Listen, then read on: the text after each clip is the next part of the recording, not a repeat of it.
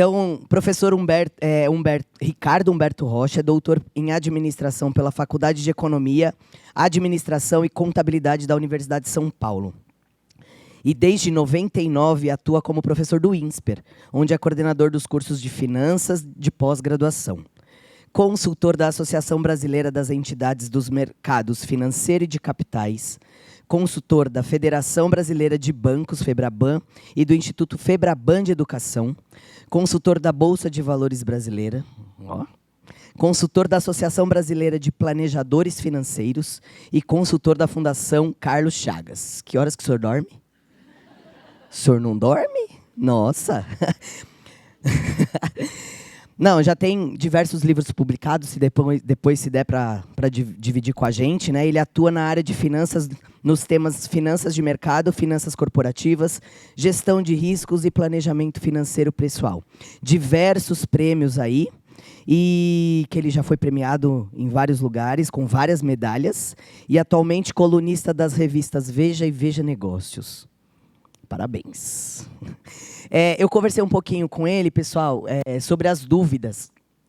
Eu acho que vão ter algumas dúvidas, sem vergonha de perguntar, eu acho importante. E ele prefere que as dúvidas venham no decorrer da palestra para tornar mais dinâmico, né? Nós tínhamos feito até uma programação dele falar e depois vir as dúvidas. Não, ele prefere que seja no meio. Então, quem tiver dúvida, levanta a mão, se identifica. O Diego, que está me filmando aqui. O Diego, ele leva o microfone, eu posso também ajudar com esse trabalho. Tá certo? Professor, são todos seus. Bom dia. Vou ficar aqui embaixo, porque não gosto de ficar no palco, não. É um grande prazer estar aqui. Eu sou filho de uma diretora aposentada da prefeitura e neto de uma diretora também aposentada, né? Mamãe está com Alzheimer e a minha avó faleceu de Alzheimer também, então... Posso? Tá baixo. Pode. Alô? Oi. Eu vou pedir pra alô? Então, até conversei com a Fabiana, com o Luiz, que eu não tinha como recusar o convite, porque eu tenho uma relação pessoal muito grande, né? Então, eu falo, cuidado aqui para não me emocionar. Aqui. Então, fica um pouco homenagem às duas aí. Bom, educação financeira é algo muito importante, muito difícil de definir o que é. É muito difícil. Porque você pode ter definições acadêmicas, mas você tem definições práticas. No limite, é você gastar menos do que ganha. Aí já começa um problema, porque as pessoas vão dizer que ganham pouco. É verdade. Se você falar com Elon Musk, ele vai dizer que ganha pouco. Jorge Paulo Lemann ganha pouco. Todos nós. Por quê? Porque a gente tem, de um lado esquerdo, aqui, vem aqui um capetinha e fica mandando os desejos. E do lado direito vem o nosso anjo da guarda e vem falar, cuidado, priorize necessidades. Então a gente vai passar todo o nosso ciclo de vida, que cada vez é mais longo, né? Brigando entre desejos e necessidades. Então não é simples, não é fácil. O que a gente consegue constatar com pesquisas acadêmicas é que as pessoas que vivem com base num orçamento, pouco importa qual a classe social delas, elas são mais felizes do que as pessoas que não vivem com base em orçamento. Por quê? Porque quem não vive com base em orçamento está sempre endividado. E isso prejudica o sono. Vocês falaram, a gente não dorme. A gente, às vezes, não dorme porque está devendo dinheiro. E é muito grande. Eu até brinco com meus alunos, mas aí não é educação financeira, quando eu estou dando aula de mercado financeiro, eu falo, se você for um executivo de crédito amanhã e for visitar uma grande empresa que o balanço está ruim, e o banco não consegue sair dela, porque o balanço está ruim, mas os executivos demonstram que estão com olheira, que não dormem, eles vão te pagar. Porque quem deve não pode dormir. Porque o cara tem que pensar como vai sair do endividamento. E o super endividado na pessoa física, eu estou falando as coisas mais duras agora, tá? Ele leva, às vezes, 3 anos para sair da dívida. E se ele não mudar o padrão, daqui a algum tempo ele volta. O Luiz, acho que eu comentei com ele, eu fui dar uma palestra tinham 800 policiais militares lá, e é difícil dar palestra para os militares porque eles são muito disciplinados, né? Então eles são duros assim, né? E eu brinquei com o Coronel Renato se eu podia fazer uma pergunta para a tropa, que não estava combinado, mas foi de propósito, para deixá-lo incomodado. Óbvio que eu não ia fazer nenhuma pergunta de caráter político, isso vocês nem façam porque eu não respondo, tá? Mas eu perguntei, quem falou em casa que o governador deu 20% de aumento? Tinha acabado de receber 20% de aumento. Todo mundo levantou a mão. Falei, então, já acabou os 20%. Porque, gente, vocês trabalham muito, muito. Comecem a ser protagonistas do dinheiro de vocês. As moças, quando vão vir trabalhar, que se arrumam, eu estou casado há 36 anos, ela que manda lá em casa, advogada, então melhor deixar ela mandar. Vai se arrumar, vocês ficam lá passando o batom, ver se está tudo, não é isso? Olha no espelho. Que palavra vocês deveriam falar de manhã quando olham no espelho? Não. Diversas vezes. E os rapazes, quando estão fazendo a barba ou se arrumando, o não. Porque quando alguém pedir dinheiro, você fala não. Você já tem que estar pronto. Não. É não. É não para o filho, é não para o marido, é não para a esposa, é não para a mãe, é não para o... É não. Para você ter tempo de avaliar se aquela demanda é importante. Porque se você abraçar a demanda de todo mundo, você vai acabar jogando a sua velhice na lata do lixo. Desculpe ser duro assim, para falar com vocês.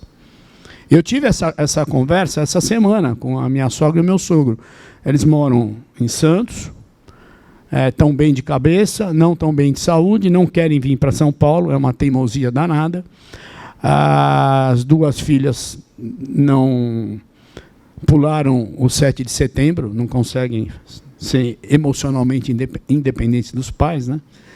E aí a minha sogra veio me pedir uma ajuda. Eu falei, financeira, eu falei, tudo bem, eu vou te ajudar. Você pôs o imóvel à venda? Pus, então, eu vou te ajudar, não vou te cobrar juros, mas quando você vender o imóvel, não quando você morrer, quando você vender o imóvel, você vai me pagar. Porque eu não vou comprometer a minha velhice porque você não soube gerenciar a sua velhice. E não foi por falta de, nos últimos 25 anos, não foi por falta de consultoria gratuita, né? É que como você não cobra, ninguém dá valor ao que você fala, né? Então, é só para começar. Queria agradecer o Jovino que está lá no fundo, lá. Está lá, nos gravando aqui. Muito obrigado aí pelo seu trabalho.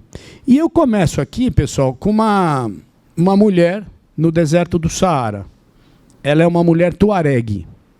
Os tuaregues são povos do deserto, são povos nômades. Eu andei estudando vários povos nômades de uns anos para cá para fazer uma conexão com a educação financeira. Porque, assim, dois lugares onde nós temos nômades e são lugares de difícil sobrevivência. E os povos sobrevivem há séculos e são felizes. O Saara e a Groenlândia, o Polo Norte. No Polo Sul só tem pinguim. Ele deve ser mais feliz do que a gente, porque o ser humano não chegou ainda no Polo Sul, né? São lugares inóspitos. E como é que eles sobrevivem? Pela educação. Pela educação, que vai sendo transmitido de geração para geração. Eles sabem onde estão os oásis. Eles sabem onde tem as palmeiras que tem tâmara. Aliás, olhem na internet, a tâmara é um excelente alimento, tem vários minerais e não é caro. Você come 2, 3 por dia, evita você gastar dinheiro com magnésio, um monte de coisa. Então são povos felizes e prósperos. Essa roupa é um misto de lã de camelo com ovelha, porque ela tem dupla função. Durante o dia, proteger a pessoa do calor e à noite proteger, porque a temperatura que vai a 40 cai a 0. E o deserto, apesar que você está vendo ali, você não vê nada, é um lugar perigoso. Se você for estudar o deserto do norte da África, você tem desde escorpião, cobra, até leão do deserto. Mas os caras são felizes e prósperos, com escassez. Então eu queria levar uma reflexão para vocês, para a gente pensar que às vezes a escassez ela nos obriga a usar a nossa inteligência, quebrar um pouco a nossa preguiça e perceber que, embora a gente mereça ganhar mais, dá para se organizar financeiramente. dá para se organizar. A minha avó foi a minha primeira professora de finanças. Eu até publiquei um artigo no Correio Brasiliense, porque a vovó foi casada 2 vezes, ela nasceu filha de fazendeiro, aí a mãe morreu, aí meu bisavô casou com outra moça mais nova, botou minha avó num colégio interno, aí a minha avó, quando ia fazer o normal, ela casou a minha avó com um comerciante de Itu, em 1930, ela foi para Maceió, teve 2 filhos, o cara abandonou, ela voltou para São Paulo, a família tomou os filhos, porque uma mulher separada não era séria, olha o drama. E a vovó queria ser professora. Sabe a primeira coisa que ela fez? Ela fez o EJA, Ensino de Jovens e Adultos. Segunda coisa, ela fez normal. Passou em 2 concursos, Prefeitura e Estado. E eu ia muito, aos finais de semana, ela era minha madrinha, conversar com ela, ela falava assim, olha, se você se organiza, você faz o que você quiser. E ela, antes de morrer, fez todas as viagens que tinha vontade. Casou com meu avô, educou mais 4 filhos, tinha casa própria, funcionária da Prefeitura de São Paulo e do Estado de São Paulo, né?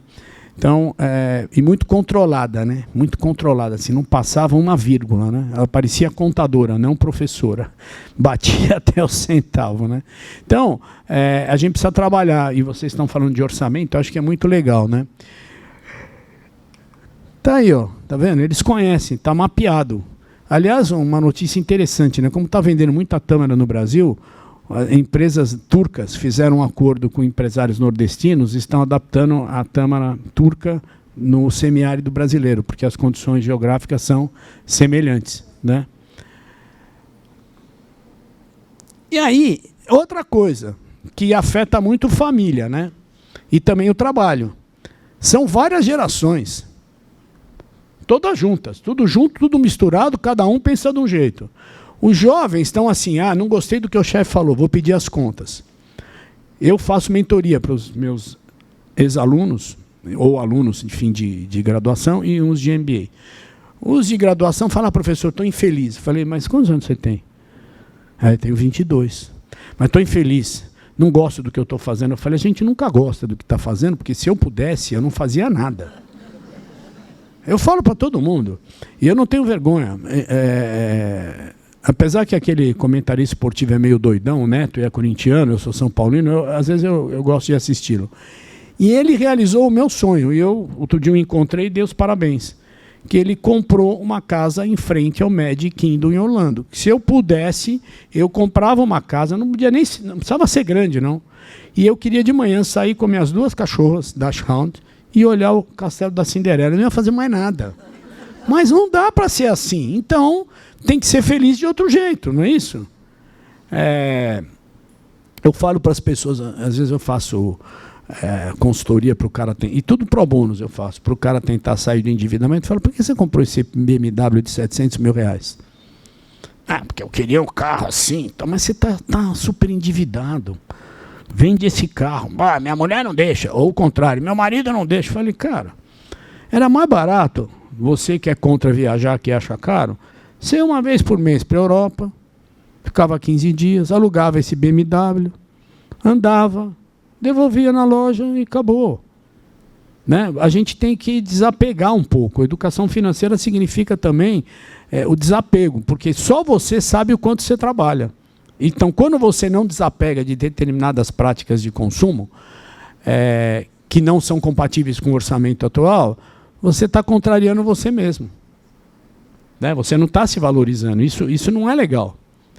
Então, e as gerações são assim. Então, imagina hoje. Hoje você tem um problema sério envolvendo o crédito consignado, que são avós, aposentados, que deviam estar mais tranquilos, porque tem uma perspectiva de vida menor do que as gerações mais jovens, evidentemente, né? Está com 70 e poucos, já está preocupada em não ficar doente, né?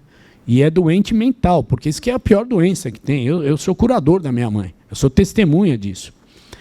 E aí ela tem que tirar um consignado, porque os filhos não estão conseguindo bancar os filhos. E aí ela pensa nos netos. E eles vêm falar comigo, falam, pensa em você.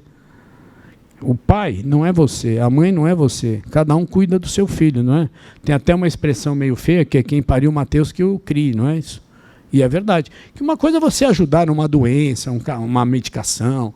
Agora, se você entrar no orçamento de cada agregado que você tem, você não vai viver mais. Aí você não dorme, preocupado com a dívida do seu filho. Sinto muito, ninguém mandou ele se endividar. Né? Eu fui educado desse jeito lá em casa. A gente nunca pediu dinheiro para ninguém. Cada um tinha que se virar. Né? Eu fui trabalhar bem cedo. Mas essa é uma questão que impacta muito a questão da educação financeira.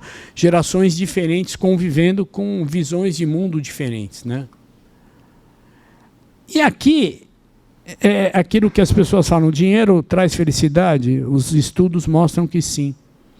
Para cada país, para cada economia, para cada moeda, porque cada realidade é diferente da outra, são valores diferentes. Então, o estudo foi feito na Inglaterra e não dá para pegar 150 mil libras, que é quase R$10 uma libra, porque senão a gente fala, pô, se eu não tiver 1,5 milhão por ano, eu não sou feliz. Não, essa conta não é essa, não. Porque cada sociedade tem a sua realidade. A Inglaterra é muito cara para qualquer um, mesmo para uma classe média lá inglesa é muito cara. Mas tem um certo orçamento por ano que você é feliz, porque definir felicidade é muito amplo, né? Então, o que é ser feliz? Né? Você estar bem com você ter saúde, você ter perspectiva, você poder ter sua cesta de consumo, fazer a sua viagem, ter o médico que você desejava. Mas tudo isso depende de dinheiro. Não dá para a gente desprezar. Precisa de dinheiro. E a melhor coisa que tem é o orçamento. Quem faz a sua vida com base no orçamento se dá bem. Vou fazer uma sugestão aqui. O que acontece entre os meses de abril e maio que todos nós temos que fazer uma coisa? Obrigado a fazer. Imposto de renda. Muito bom. Imposto de renda. É obrigatório, não é? Tem gente que deixa lá para a última semana e quer receber a restituição antes. Não vai ter como, né? Eu vou dar uma sugestão. Já há alguns anos eu venho falando isso. O nosso imposto de renda é o nosso balanço pessoal. Como se fôssemos uma empresa que acabou de publicar balanço. Então, vou deixar aqui uma sugestão. Se vocês fossem meus alunos, seria uma lição de casa. Mas vocês são meus colegas, é uma sugestão.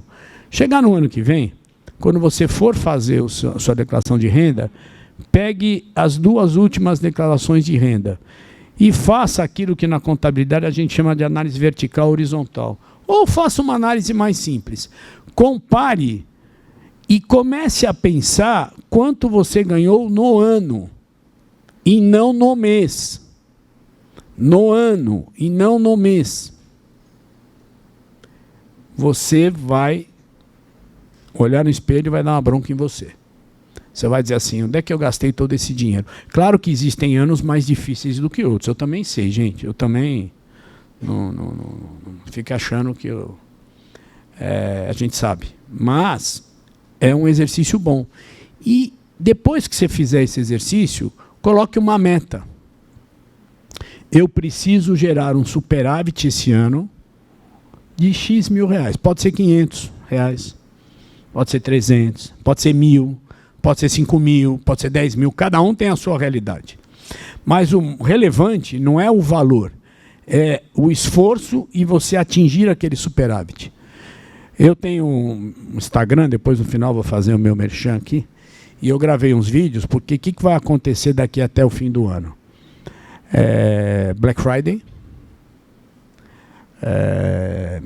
13º, e a galera já comprometeu o 13º.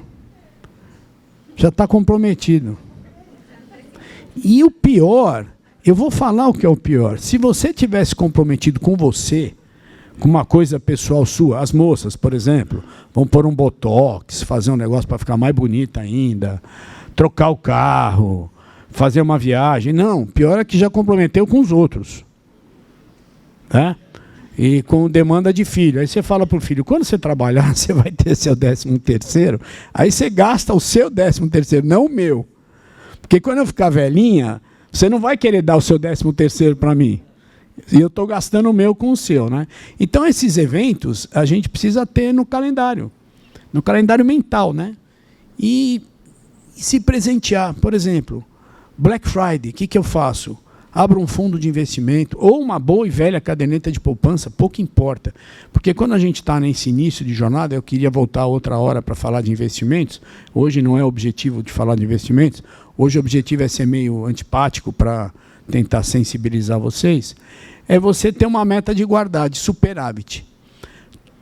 E a gente sabe que o problema do Brasil é estrutural. Seja do governo federal, dos estaduais, dos municipais e das pessoas. É não ter superávit. Né? O governo ainda tem uma vantagem que ele resolve aumentar imposto, que também vai ter um limite. Vai chegar uma hora que não vai aumentar nada. Né? Não que... Porque fica... O que aconteceu, por exemplo, na cidade de Santos? Valorizou muito os imóveis, os IPTU subiram muito, as pessoas aposentadas têm um bom imóvel, a renda não dá para tudo, estão vendendo apartamento para ir para a Praia Grande. Mas não por uma opção delas, de trocar 1 por 2 para ter uma renda. É porque não consegue pagar o IPTU. E isso vai acontecer muito aqui na cidade de São Paulo. As pessoas vão ficar velhinhas e o filho vai ter que falar, melhor você vender porque esse IPTU aí não dá. Aí, por outro lado, você fala, mas tem uma demanda social da prefeitura. Eu sei. Não estou falando que é injusto, mas tem um problema. A gente tem que... Então, manter superávit é importante, né? É fundamental. Então, dinheiro, sim, aumenta a felicidade e reduz a ansiedade. É estudo britânico feito pelo HSBC lá na Inglaterra. E a gente é assim, é o equilíbrio, né? É o equilíbrio. A gente é equilibrista. Então, se não dá para gerar superávit, dá para tentar sair do cheque especial. Dá para tentar não fazer rotativo do cartão. É o primeiro passo, né? Claro que você não vai sair de uma situação para outra. Eu tenho uma moça lá no INSPER que eu estou para falar com ela tem 2 meses. Eu faço esse trabalho para os colaboradores, não cobro nada, mas eu já estudei a situação da moça e eu não tenho o que falar para ela. A única coisa que eu podia falar para ela, eu não vou falar. Que não pague os bancos. Eu não vou falar. Eu sou consultor de todos eles. Eu não posso. Eu não posso falar isso. Até porque isso implica ficar negativado, né? Perder crédito. Mas cheguei à conclusão que ela não tem o que fazer. Ela tem que não pagar. E isso tem impacto também no trabalho dela. Ela é seletista da escola. Se ela ficar negativada no banco que ela recebe o salário, provavelmente o RH vai começar a receber um monte de demanda. Mas olha onde chegou. Aí a líder dela falou, pô, professor, você não falou com ela? Eu falei, estou pensando o que eu vou falar. Eu não sei. Eu fiz uma palestra em 2013, lá no Rio de Janeiro, no Senac, para 300 pessoas. Aquela palestra era legal porque tinha um ator e uma atriz. Era meio cômico, sabe? Misturava um cara chato que nem eu falando com momentos poéticos com 2 atores. E no dia seguinte, eu atendi 90 colaboradores do Senac. Foi muito engraçado que eu cheguei numa salinha, tinha uma mesinha redonda, uma toalha branca e uma garrafa e uma jarrinha de água. Eu falei, puxa, só falta o Chico Xavier aqui. Eu vou pedir uma inspiração aos espíritos, aos professores que já se foram, que me ajudem, porque eu não sei. E eu atendi 90 pessoas. Eu passei uma semana no Rio, porque eram vários eventos, e aí eu cheguei com minha mulher estava junto, até ela se misturou no meio da plateia lá, porque a palestra era interessante, que o marido só gastava com carro, na época era o maior item de consumo, e a mulher só com liquidação, né? Que, aliás, é um negócio engraçado, né? Você vai numa liquidação, a cor é legal? Não, mas vai entrar na moda daqui quando? Daqui 20 anos. O tamanho, não, o tamanho é um desafio. Não entro, mas eu vou emagrecer. Ou pode ser que eu engorde, é bom ter essa peça. Cara, eu não sei para que as pessoas compram coisa que elas não usam. Né? E é batata. Se você... E as mulheres são muito mais conscientes que os homens. Se você... Como é que você chama? Lígia. Se a Lígia chegar em casa hoje, ela vai ficar irritada comigo, então ela não vai fazer. Mas amanhã ela vai dar risada. E olhar o guarda-roupa dela, ela vai ver que ela usa 25% do guarda-roupa. E os outros 75%? Não dou, não vendo, não encho o saco. Não é assim? Não tem venda. Doa. Faz bem para o coração. Doa, faz bem para o coração. Eu tive esse embate agora, eu tive que alugar o imóvel da minha mãe para gerar mais renda, e doei os móveis. A minha irmã brigou comigo. Você devia ter vendido as roupas da mamãe. Eu falei, olha, sabe quanto o brechó ia pagar aqui? R$200. Então, eu peguei R$200 e pus na conta da sua mãe. Agora, se você quisesse botar 500, você põe. Mas a roupa custa muito. Tá bom, mas ninguém paga. Então, e na verdade, eu pus os 200, mas eu doei para uma instituição de caridade. Quem pagou fui eu. Só para não falar quem foi de graça, né? Alguém. E eles venderam cada peça que custa, sei lá, R$500 por R$10. É a realidade. Né? Então, a gente, às vezes, tem um consumo não adequado. Né? E depois a gente se engaja em causas de sustentabilidade. Você já viu? Ah, eu sou a favor da sustentabilidade, eu sou contra o petróleo. Morre de frio, então, se você for um europeu, né, contra o petróleo, você vai morrer de frio. Então, a gente precisa ter uma certa coerência com essas coisas. Aí começa as 3 fases que eu digo para você que são importantes. Primeira, consciência. Esse é o primeiro pilar. Você é dono do seu dinheiro e é responsável por todos os erros e acertos que você cometer financeiramente. Não terceirize para ninguém. Ah, mas foi o meu marido. Deu dinheiro para ele porque quis. Ah, foi a minha mãe. Deu dinheiro porque quis. Tem que fazer um enfrentamento. E eu vou te falar, porque eu fui executivo de banco e eu era tesoureiro. E tesoureiro é odiado, porque ele que cuida do caixa do banco, e ao mesmo tempo é paparicado. Mas os caras são tudo falsos. Então eu falei do não no começo, porque eu falava não para todo mundo. Até que o cara me enchia tanta paciência, ele me dava tantos dados, que eu falava, para a sua operação, a gente vai liberar R$500 milhões. Porque valia o risco, entendeu? E quanto mais não eu falava, mais eu era respeitado. Eu fui emprestar dinheiro para um parente, falei para minha mulher, vai dar errado. Por quê? A pessoa não vai pagar? Vai pagar. Mas vai ficar com raiva.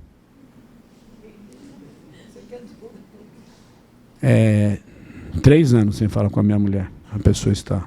Mas me pagou, graças a Deus. E quando pagou, ela falou assim, eu vou te pagar daqui 30 dias. Falei, não. Você vai me pagar daqui a 120 dias. Por quê? Porque se você for pagar daqui 30 dias, eu vou te cobrar e vou me irritar. Pagou com 150. Quanto é o juro? Eu falei, nenhum. Não tem juro. Eu emprestei porque eu quis. Então, essa também é uma prática, viu? Falar não para... E quando for um plano de saúde que envolva filhos e netos e tudo mais, e primos, sabe o que você faz? Ou você doa, você que vai dizer o valor, não empresta, porque você vai se irritar, você doa, ou você puxa a lista, olha, eu vou doar R$1.000, quem quiser vai junto comigo aqui. Ah, como a pessoa não tem como pagar, se ela sobreviver, tá ótimo. Ela paga uma pizza, entendeu? Isso impacta muito as famílias. A segunda coisa, planejamento, que é o orçamento. Se não tiver orçamento, não sabe o que está fazendo com o dinheiro. Por isso que usar o evento do imposto de renda é bacana, entendeu? Te ajuda.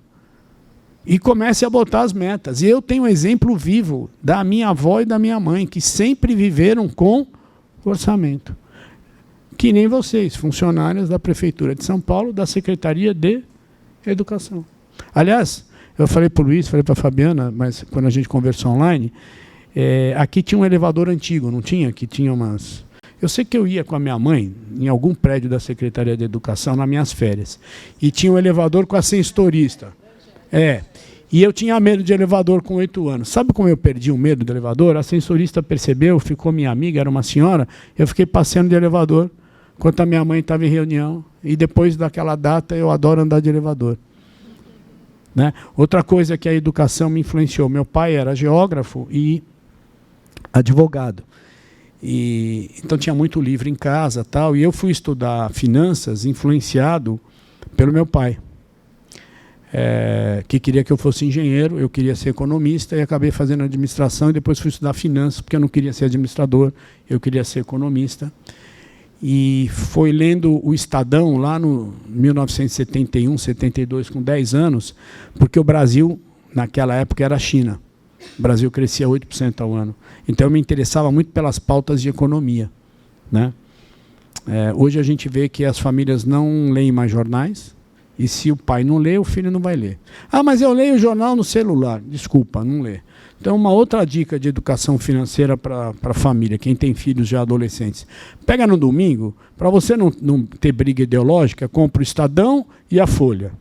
E o Globo. No domingo. E fala, vamos ler jornal. E falar que o importante da leitura não é a capa do jornal, porque hoje, com informação em tempo real, o que saiu na capa você já sabe. Se você não sabe, você está... não sei o que você está fazendo no planeta, né? Porque a gente é bombardeado o tempo todo. Mas é o que está dentro do jornal que vai virar capa que impacta na sua vida. E vai impactar nessa terceira fase, conhecimento. Conhecimento. Você quer saber um tipo de profissional que estuda muito o mercado financeiro? Eu dei aula para eles, e não é fácil. Profissionais de saúde, principalmente médicos. E eles são chatos para você dar aula para eles. O meu cardio fica aqui na Pedro de Toledo. Dr. Heron Rached. Ele foi meu aluno no MBA. Chegou um dia que ele me irritou tanto na aula. Ele não era meu médico ainda. Ele me irritou tanto que eu falei, doutor, não vou responder mais pergunta. É a 6ª pergunta que o senhor faz na aula, mas a aula acaba às 22h30 e o prédio fecha às 23h30. Das 22h30 às 23h30 eu estarei à sua disposição. Ele virou meu amigo. E ele recebeu o título de cidadão paulistano em 2022 e me convidou. Falei, puta, doutor, eu não vou, porque é sexta-feira. Sexta-feira é dia de dedicar a esposa. Ele falou, não, professor, o senhor tem que ir, porque o senhor vai ler o meu discurso de apresentação à sociedade paulistana. Então tive que ir, né? Então, por que eu estou falando isso? Porque, assim, se eu estou falando para vocês gerarem um superávit, eu queria despertar o interesse em vocês para começar a entender onde vocês podem guardar o dinheiro. Se é muito, se é pouco, pouco importa. Uma dica valiosa, depois posso até mandar para a Fabiana. Se você entrar no site da B3, que é a Bolsa de São Paulo, ela tem área educacional, tem diversas coisas, todas gratuitas. Tem vários cursos gratuitos. Só toma cuidado com influencer. Porque influencer, às vezes, tem outra perspectiva, né? Mas é importante. E aí você vai falar, pô, Ricardo, mas é chato, tem uma sopa de letras, LCI, LCA, CRI, CRA. Cara, tem que ler, senão você não sai da poupança. Senão você fica na poupança. Senão o seu gerente, é Banco do Brasil, vocês recebem, né? Senão o gerente, que é muito bom, vai te dar um plá e você vai comprar consórcio. Aí você fala assim, mas para que você comprou consórcio? Acha um bom investimento? Não. Se ainda é um consórcio de casa, pode até ser. Aí depende. Mas acho que para vocês não, porque vocês não têm FGTS, né? Então, para quem não tem FGTS, consórcio de casa também não é legal. Para quem tem muito FGTS, às vezes não consegue gastar, porque você tem duas opções, ou fica doente ou morre, né? Ou se aposenta, né? 3, na verdade. Então, o conhecimento é importante. Você tem que estar o tempo todo. Esse negócio nos Estados Unidos de planejamento financeiro, o meu amigo lá, que eu esqueci o nome, o Caian leu, eu sou consultor da Planejar, que representa no Brasil uma entidade americana chamada Financial Planner Standard Board, que é a certificação dos planejadores financeiros, são quase 200 mil no ano. Nos Estados Unidos ficou um negócio tão maluco que a classe média, não estou falando de gente rica, não compra nada se não mandar um WhatsApp para o planejador. Olha, eu estou seguindo tudo que você me orientou, minhas reservas aumentaram, as minhas dívidas estão controladas, eu vim aqui no Walmart, tem uma TV do caramba, compra ou não compro? O cara não vai falar nem para comprar, nem para não comprar. O cara vai falar, ó, avalie tais perspectivas. Porque a gente precisa de ajuda em relação ao consumo, né? Às vezes não é o momento de trocar um negócio. Também não é para ficar com a geladeira 30 anos, né? Gastando mais energia. Chega uma hora que você tem que fazer uma troca natural das suas coisas. Então, conhecimento hoje está fácil. Está fácil. Não precisa fazer curso. Depois pode até fazer, mas... Diga, Canha. Quer o microfone? Não. Acho que... Você tem um bom tom de voz, né? É bom porque... Eu não sei se eu estou me antecipando, mas em relação à organização familiar, você está falando do dinheiro é meu. Quando você é casado, tem uma família, o dinheiro segue sendo seu, cada um tem o seu, ou a gente mistura tudo? Não, você pode compartilhar... Todo mundo quer saber que eu sei. Você pode compartilhar o orçamento. E tem que tomar cuidado. Olha, eu vou falar uma coisa aqui para responder a tua pergunta. Vou falar uma coisa mais engraçada para a turma dar risada. Eu sempre falo, quando eu faço palestra só para mulheres, no final tem uma homenagem às mulheres aqui. Eu falo assim, você está noiva? Tô. Quer saber se é príncipe ou é sapo? Quero. Então você vai contar uma história bonitinha naquele dia que ele te levou para almoçar, para jantar, fim de semana, falar, amor, eu sonhei que tivemos uma menina, um menino, sei lá, o que você quiser. Um casal de gêmeos, então é melhor ainda, que aí o cara já fica estressado. E sabe, né, a primeira vez na escola é legal o pai e a mãe levarem. Não, e aí, professor? Aí você fala uma escola bem cara. Por quê? Porque o meu filho vai ter que estudar lá? Não. Você está testando a reação do rapaz. Se ele fizer uma cara azeda, não casa. Porque pai que não paga escola não paga pensão. E eu estou falando isso porque eu já fiz pesquisa nas varas de família. Pai que não paga escola não paga pensão. E às vezes pagar a escola, o filho pode estar numa escola pública, mas ele precisa de uma ajuda. Pouco importa, né? Então, tem que tomar cuidado. Outra coisa que tem que tomar cuidado, que está para ter uma mudança no Código Civil, que essa vai ser complicada. Eles estão querendo mudar o Código Civil, por exemplo, um casal lá casou, e o rapaz não tinha nada, regime da separação de bens parcial, e a moça tinha já um imóvel que o pai deu para ela, que está alugado. Agora vai se misturar. Meu Deus. Tem que pensar. Na Espanha, para vocês terem uma ideia, na Catalunha, nos estados da Catalunha, o regime obrigatório de casamento é separação total. Depois que eles mudaram, diminuiu o número de ações na justiça. E os divórcios ficam mais amigáveis. Por quê? Às vezes deu errado, tem que divorciar, mas você tem filhos para criar. Esse é um desafio. Agora, se você for muito cartesiano, você não casou. Aí é melhor não casar. Agora, tem que ter uma cobrança dos dois lados. Dos dois lados. E o orçamento tem que ser compartilhado. E cuidado, principalmente com os marmanjão. Você ganha mais, você pode pagar. Sempre assim. Se fala aí, você está no sábado, o que você está fazendo? Que é um outro ponto, que às vezes eu faço esse trabalho para tirar os caras do endividamento. Eu fiz no Valor Econômico, com não jornalistas, né? Porque os jornalistas estavam endividados, mas não queriam falar. Mas tudo bem. Aí chegou... Engraçado que chegou 2 caras da mesma área, TI, mesmo salário. Um chegou tímido, assim, com todas as informações. Será que eu estou fazendo o correto? Eu falei, a sua nota é 1.000. Não tenho nem o que falar para você. Você podia até gastar um pouquinho. Né? Não, é verdade. O cara é super organizado e achando que ainda ele podia fazer mais. Aí chega o colega dele. Tudo bem? Legal? Você que é professor? Você vai me ensinar a pedir um aumento para o meu chefe. O cara tinha o mesmo salário, a mesma estrutura familiar, estava hiper endividado. Eu constatei isso na prática diversas vezes. Então, não é o salário que está fazendo a diferença, é o comportamento. Voltando a dizer, todos nós temos o direito de ganhar mais. E esse cara que estava faltando, se não me engano, 3.000 na época por mês para ele fechar as contas, eu falei, cara, você não é bom de Excel, de VBA, de Python? Você não mora num condomínio em Barueri? Mas não é Alphaville, não é um condomínio caro. Mas você não mora num condomínio? Não tem um monte de jovem lá?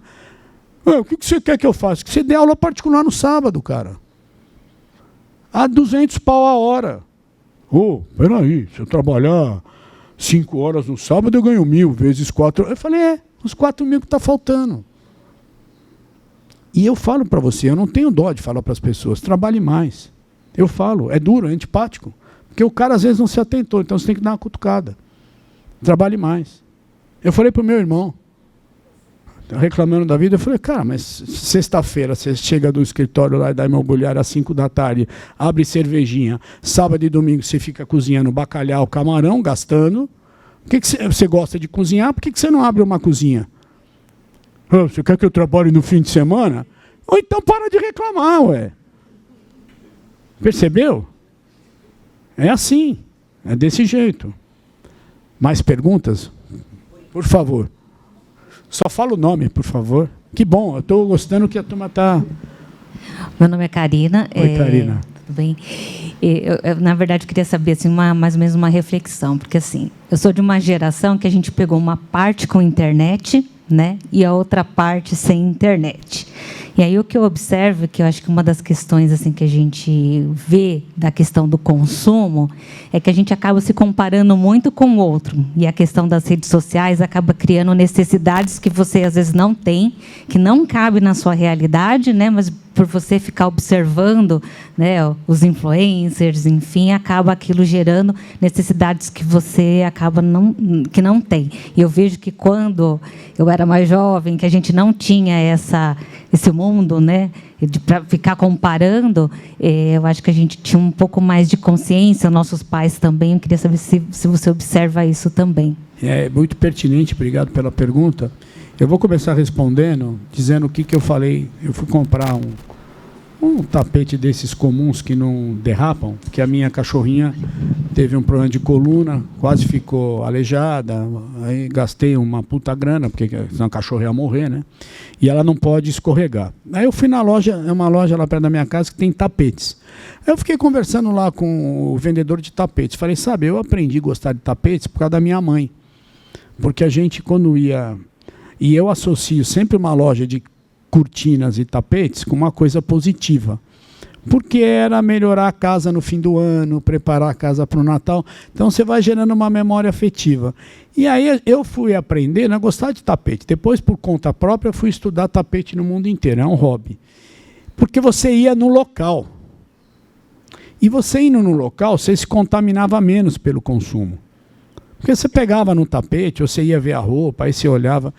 E você tem razão. E tem uma geração agora que é 100% rede social.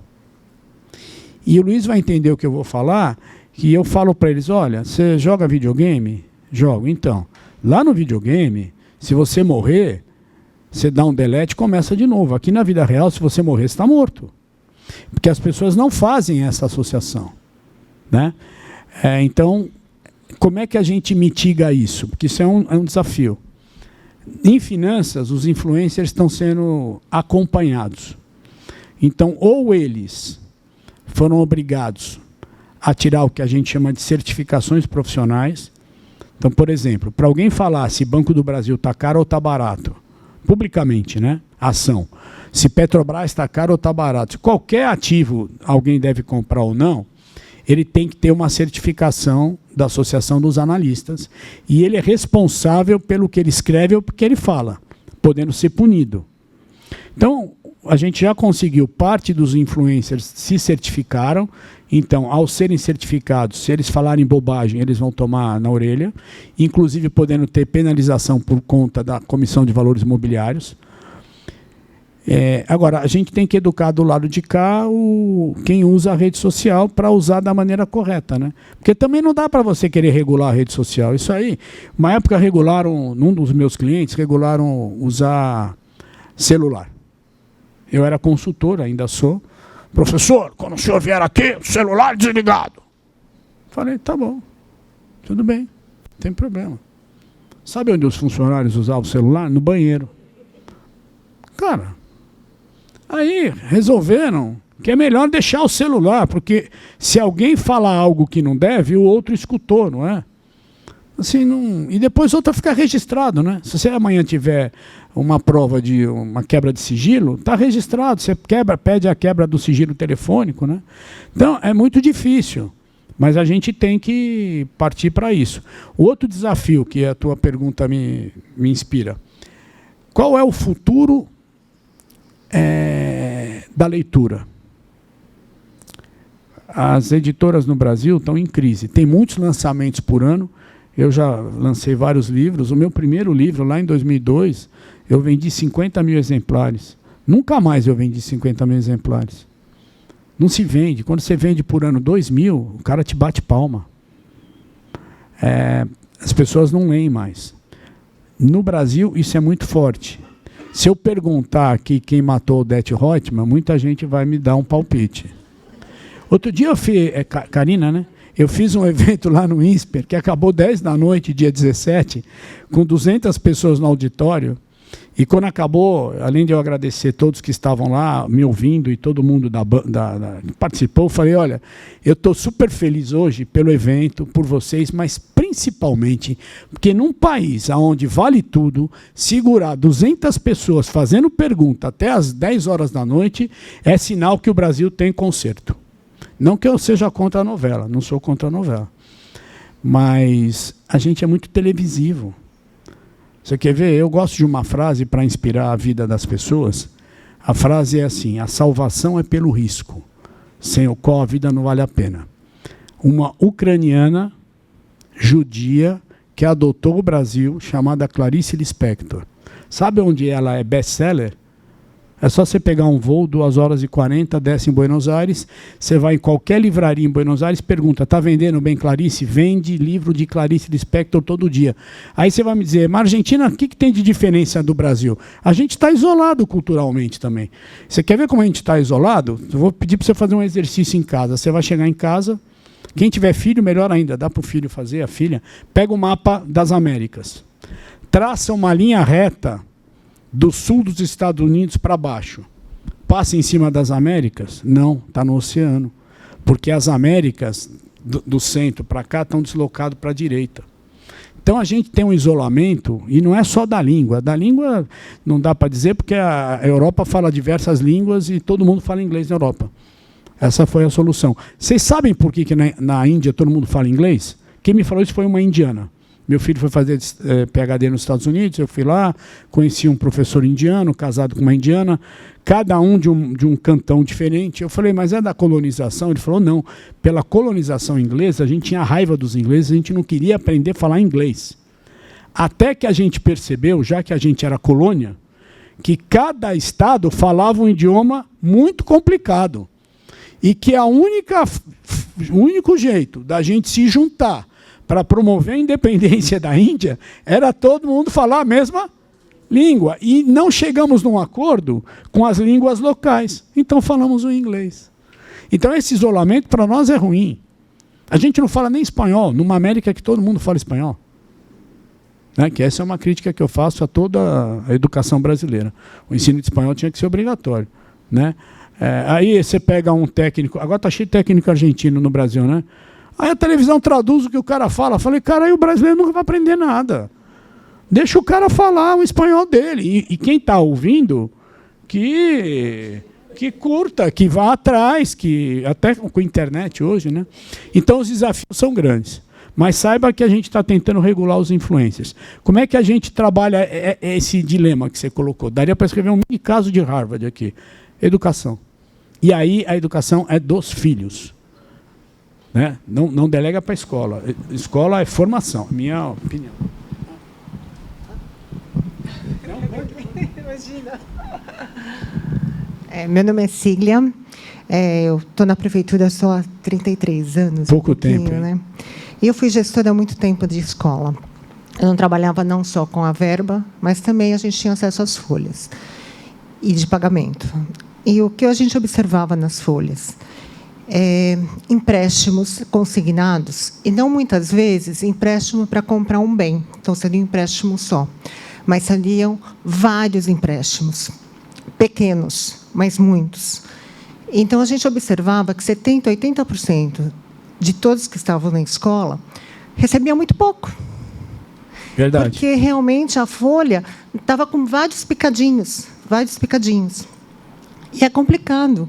Porque a pessoa que não está bem, emocionalmente, financeiramente, é complicado. Não trabalha bem. Não trabalha bem. Né? E eu acredito que isso não era só a questão da minha escola. Eu acho que isso é um todo. Né?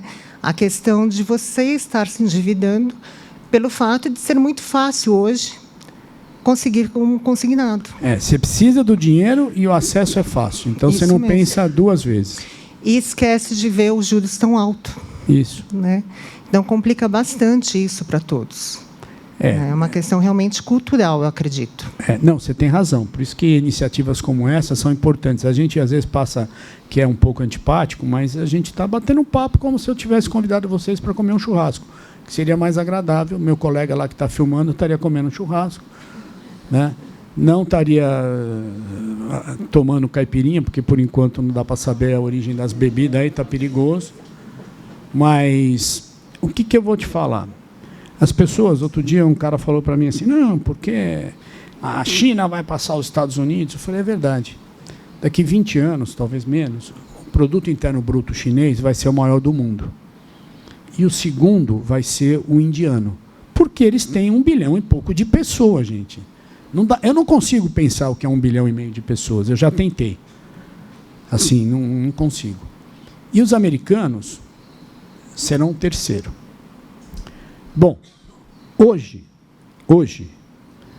o estado mais pobre dos Estados Unidos é o Mississippi, em termos de PIB, né?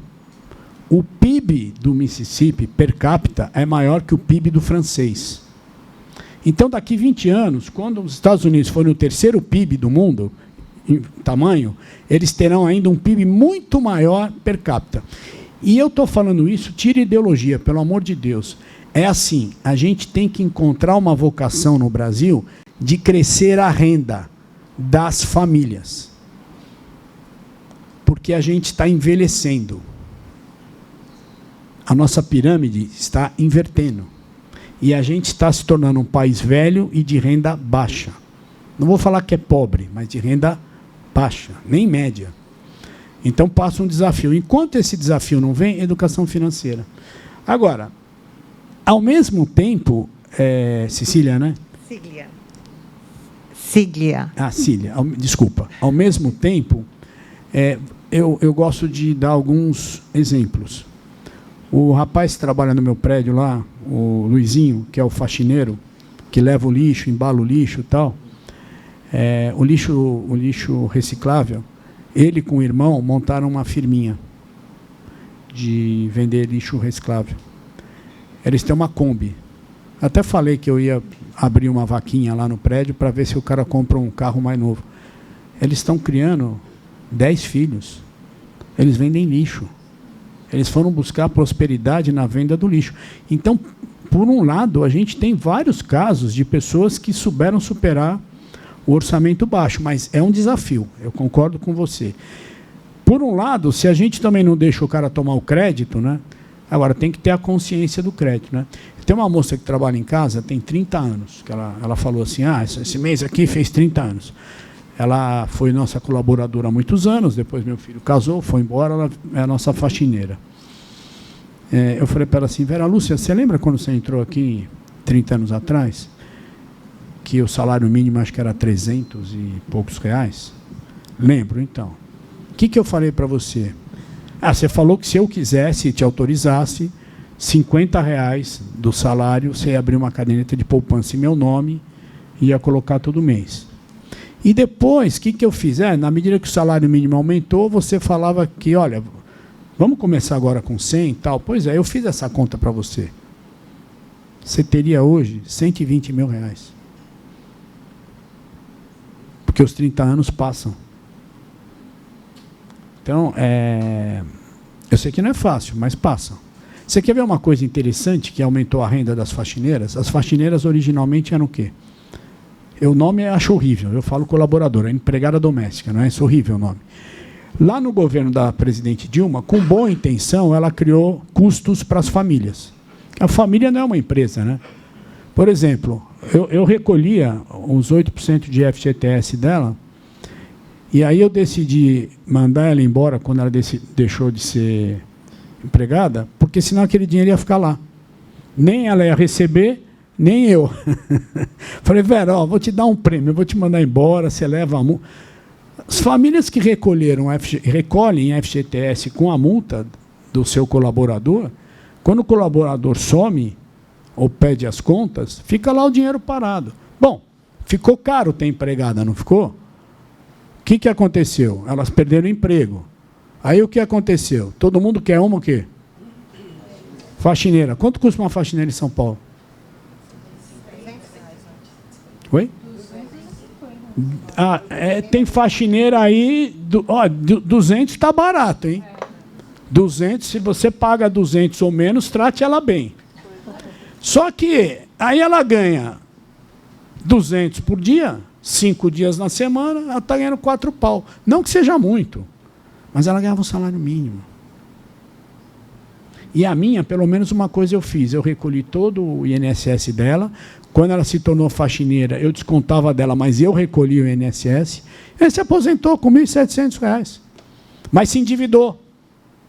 Não consegui nada. Agora está reclamando, gastou o que não podia gastar. Então, esse é um desafio. Mas você observou bem, todo gestor devia ter essa observação, porque talvez, lembra que eu falei que eu tenho que falar com uma moça, não sei o que eu vou falar? Talvez você, como gestora, não pudesse ajudar todos. Mas alguns você talvez pudesse ajudar. Você que eu digo, qualquer um de nós, né? Mas é uma questão importante. Porque os salários são baixos mesmo, né? O Brasil, mesmo no mundo dos funcionários públicos, em todas as esferas, se você somar o gasto, comparado com outros países, é muito. Mas é muita gente ganhando muito pouco e pouca gente ganhando demais. Essa é a realidade. Não preciso falar isso para vocês, né? Está vendo o canivete suíço? Decisões financeiras é que nem canivete suíço. Se você sabe usar, ele te salva. Se você não sabe usar, você vai cortar a mão. Né? Então, fica aí o desafio para vocês. É um labirinto. Cuidado com as decisões. Você quer ver um negócio? O casal, já que você falou de casamento, né? Casal jovem. Vai casar. Vai casar, união estável, sei lá. Aliás, eu vou falar para quem está me escutando, principalmente as mulheres. Casa, união estável, não. Casa. Não vai juntar com o cara? Casa. Protege mais a mulher. Casa. Não cai no papo do cara. Depois a gente vê. Não, casa. E, preferencialmente, com separação total de bens. Se der certo, você muda o regime. Então, vai casar. Aí, a moça mora com os pais. O rapaz mora com os pais. Se eles não têm uma ajuda muito grande para a família de cada um, eles têm uma visão equivocada do orçamento. Eles acham que está sobrando dinheiro. É claro, ele não paga a luz, não paga o condomínio, não paga a água, não paga nada. Ainda reclama da comida da mãe. Não é isso? Tanto é que eu falo para os meus alunos, você quer agradar a sua mãe? Quero, professor. Todo mundo quer agradar a mãe, né? Então, quando você se formar, no primeiro ano, pague a conta de luz. Por quê? Para você ver quanto custavam os seus banhos. Você ganha consciência. Né? Alguns me escrevem depois, está funcionando, minha mãe está feliz, mas eu não consigo desmamar. Agora, o dia que você sair de casa, aí você não paga mais. Né? Então, você vai casar. Aí, me fala uma coisa, um casal vai casar sem filho jovem. Quantos metros quadrados ele precisa para começar a vida? Boa, gostei. 40 metros, mas até 50, vai. Porque hoje as plantas são bem modernas e tal. Para que... Sim, mas para começar tá bom. Por quê? Porque aí talvez o financiamento seja menor, na média em 8 anos está pago, estando pago é trampolim para o maior. Para que o cara vai comprar 3 dormitórios? Ah, mas a minha mãe falou que... Sua mãe é na casa dela. Então, esse é um erro comum dos casais. Comprar um imóvel além do que precisa. E aí, compra num bairro mais distante. O que gera mais desgaste no deslocamento para os dois. E na relação, por consequência, é óbvio, né? É óbvio. Então, você vê, são coisas que a gente não observa, né? Crédito. Acho que até vocês me ajudaram muito já falando, né? É bom, principalmente se você constrói patrimônio. É ruim se você está consumindo sem consciência. Para patrimônio é legal, porque eu sei, é difícil, né? Quando os Estados Unidos tiveram a maior crise bancária em 2008, que as hipotecas lá ficou uma inadimplência de quase 100%, ninguém pagava banco, né? Eu lembro até de um indiano, que era o único cara que eu vi dando risada, numa entrevista fantástica. Eu falei, esse indiano é doido. Ele falou assim, não, sabe o que é? Essa casa aqui, eu dei $1 e assumi a prestação. por um valor do imóvel de $700 mil. Quando era 500, eu não comprei. Quando era 700, eu não comprei, que estava caro. Quando era 1 milhão, eu não comprei, que estava caro. Bateu 2 milhões. Agora, eu dou $1 e assumo a prestação no valor de 700. Quem não tinha dívida se deu muito bem na crise que foi chamada de subprime. E aí, sempre você tem que botar a culpa em alguém, não é? Não é verdade? E eu sempre falo que a sociedade é culpada das decisões que o governo toma, porque quem elege o governo é a sociedade. Ponto. Você olha no espelho e fala, olha o que eu fiz. É isso. Muito bem. E culparam o presidente do Banco Central americano pelos juros baixos. Porque depois do 11 de setembro, que alguns talvez nem lembrem, talvez você lembre, que essa é a geração de transição. Mas a geração internet não lembra que foi 11 de setembro. E eu fico muito impactado quando eu falo do 11 de setembro, porque em 1995 e 1996, ou seja, 5 anos antes do atentado, eu ganhei 2 prêmios aí do mercado de capitais e fui para Nova York e Washington. E lá no World Trade Center tinham vários escritórios de bolsas que eu fui visitar, e ao final a gente ia no teto e olhava a cidade de uma altura de 500 metros. Era algo assim absurdo. Então, quando eu vi aquilo acontecer, né? E os jovens acham que... Bom, eu falei com uma pessoa essa semana de 30 anos na Alemanha. Isso é legal. A tua pergunta me provocou muito. Na Alemanha, ele vai ter que trancar um curso que ele faz online, porque mudou o fuso horário. E a aula está acabando no fuso horário da Alemanha às 3h30 da manhã. O cara também precisa dormir, né? Que nem vocês falaram, né? E aí talvez ele venha para o Brasil ano que vem, morar 1 ano, aí ele termina o curso aqui. Online, mas termina aqui. Aí eu falei para ele assim, Matheus, como é que está aí em Berlim, depois que foram vistos, ou teriam sido vistos, drones russos dentro dos outros países? Ele falou, professor, está um horror aqui. Porque eu tenho 30 anos, meus amigos alemães ou europeus que trabalham aqui têm 30 anos, e eles achavam que o mundo era a Disneylândia. Ninguém lembrava mais da Guerra Fria. Ninguém lembrava da Segunda Guerra. Ninguém lembrava de nada. Porque aí eu faço a crítica. O ensino de história no mundo parou de falar o que aconteceu. O mundo nunca foi um local seguro. As disputas comerciais sempre existiram. O que acontece é que a sociedade, por pior que seja, ela evoluiu. E tem menos guerras hoje do que é. Só você ver, quem estudou, gostava de história no primário. Eu fui primário e ginásio, né? Tinha uma professora de história muito boa. Era só guerra, né? Era grego contra persa, Roma contra Cartago. Era só guerra. Por quê? Porque foi a consolidação dos estados e do poder, né? Então, a gente... Se nem das guerras a gente lembra, imagina do consumo. É um desafio grande.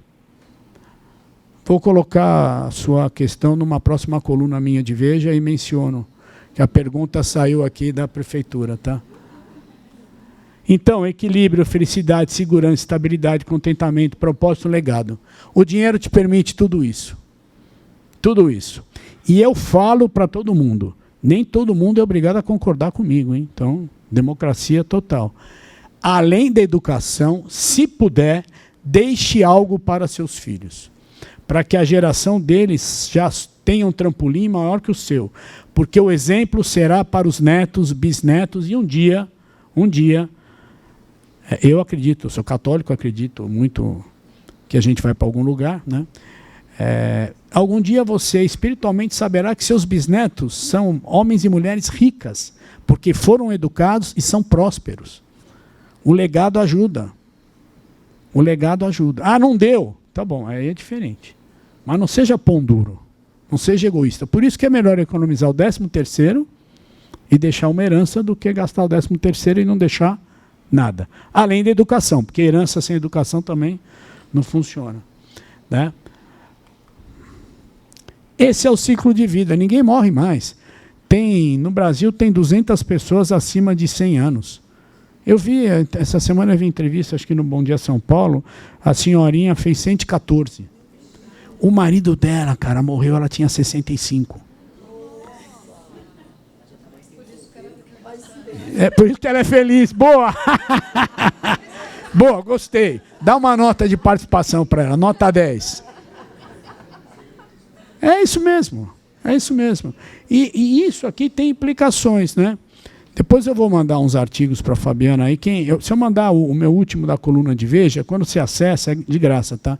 Você acessa os outros.